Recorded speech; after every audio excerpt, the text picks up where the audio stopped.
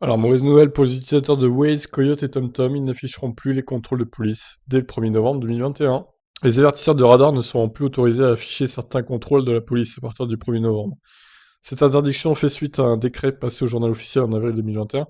Ça concerne notamment les contrôles de stupéfiants d'alcoolémie, ainsi que les barrages en cas d'alerte, enlèvement ou terroriste. Les contrôles de vitesse ne sont pas concernés, bon, ça va encore. D'autres restrictions sont à prendre en compte. Voici lesquelles.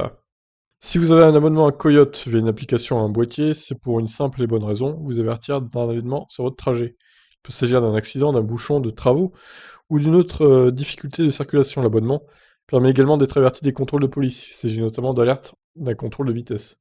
Et le signalement émane des utilisateurs. En avril dernier, nous avons publié un article à propos d'un décret passé au journal officiel. Ce décret permet à la préfecture de chaque département d'interdire temporairement les alertes de certains contrôles de police ou de gendarmerie sur les applis de type Waze, Google Maps, Air, TomTom ou Coyote, ainsi que sur les éventuels boîtiers.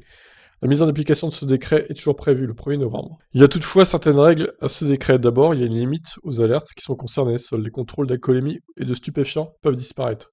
C'est également le cas des barrages routiers, mis en place lors d'une alerte enlèvement ou terroriste. L'objectif est d'éviter que les personnes recherchées puissent être prévenues de l'endroit où les contrôles ont lieu. Ça paraît logique, hein. Autre règle, les alertes concernées ne peuvent pas disparaître indéfiniment. Il y a une limite de temps. 2 heures pour les contrôles routiers et de 12 heures pour les barrages. Enfin, il existe une limite géographique. La disparition des alertes est limitée à un rayon d'action de 2 km en zone urbaine et 10 km en zone rurale. En outre, les alertes sur les nationales et les autoroutes ne sont pas concernées. Seuls les événements qui ont lieu sur les routes départementales et communales le seront. Le décret est donc extrêmement restrictif.